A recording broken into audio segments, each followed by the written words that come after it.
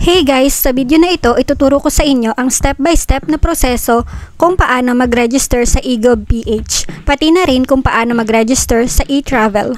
Kung kailangan nyo ng gabay para makumpleto ng tama at mabilis ang registration, perfect ang video na ito para sa inyo, kaya make sure to watch until the end. Buksan ang browser at pumunta sa www.egov.ph o kaya naman ay i-download nyo na lang ang app na ito sa Play Store o App Store. Kapag na-download nyo na, i-click ang sign up at fill outan ang lahat ng makikita nyo dito. Tulad ng first name, middle name, last name, at email address. After that, i-click ang create new account. Kapag na-input nyo na yung email address nyo, doon sila magsisend ng 6-digit code na kailangan nyo naman i-input dito sa eGov.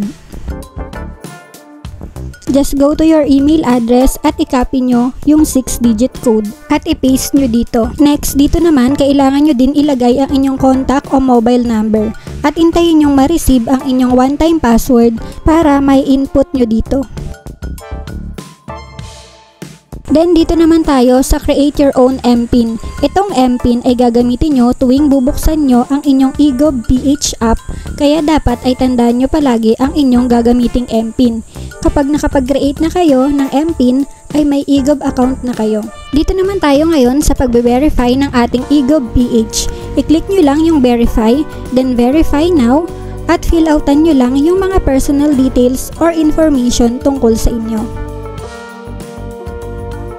After that, i-click nyo ang next sa baba at fill outan nyo din ang makikita nyo sa about current address. Dito, ilagay nyo lang ang inyong address kung saan kayo nakatira. Tapos, i-double check nyo lang ang lahat kung tama ang informasyon na nilagay ninyo. Then, click next. Tapos dito, kailangan nyo lang itong pirmahan tulad ng pirma na nasa inyong passport. And then, click continue. Dito na tayo sa last step ng pag-verify ng inyong eGov.ph app. Kailangan nyo lang mag-take ng inyong selfie.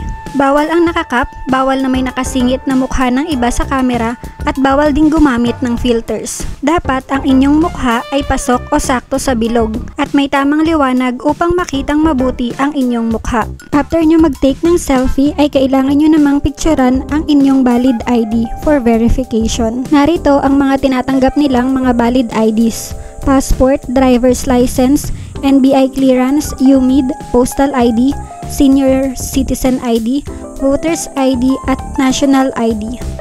Dito naman tayo sa kung paano mag-register ng eTravel. Kung kayo ay papaalis o paparating ng bansa, i-click nyo lang yung travel and then I agree.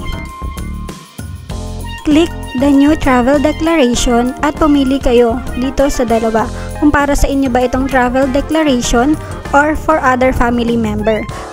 Kung para sa inyo ito, i-click nyo lang yung for me. Then, i-click ang air kung by airplane ang sasakyan ninyo at sea naman kung barko. Next, i-click ang arrival kung kayo ay papasok ng Pilipinas at departure naman kung kayo ay aalis o palabas ng bansa. After that, i-click nyo lang yung continue dyan sa baba. Dito naman, sagutan nyo lang ang nakikita nyo na sumusunod. Then, click next. At dito na tayo sa pagde-declare kung saan kayo pupunta.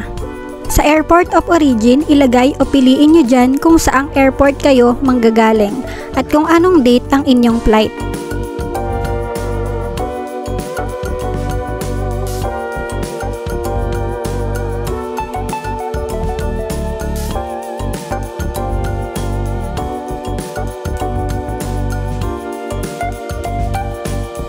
Sa destination naman, ilagay kung saang country kayo pupunta. Sa inyong plane ticket, doon nyo makikita ang airport destination. At last, dito naman tayo sa destination address. Ang inilagay ko lang dito ay kung saan ako mag-i-stay o address ng aming hotel.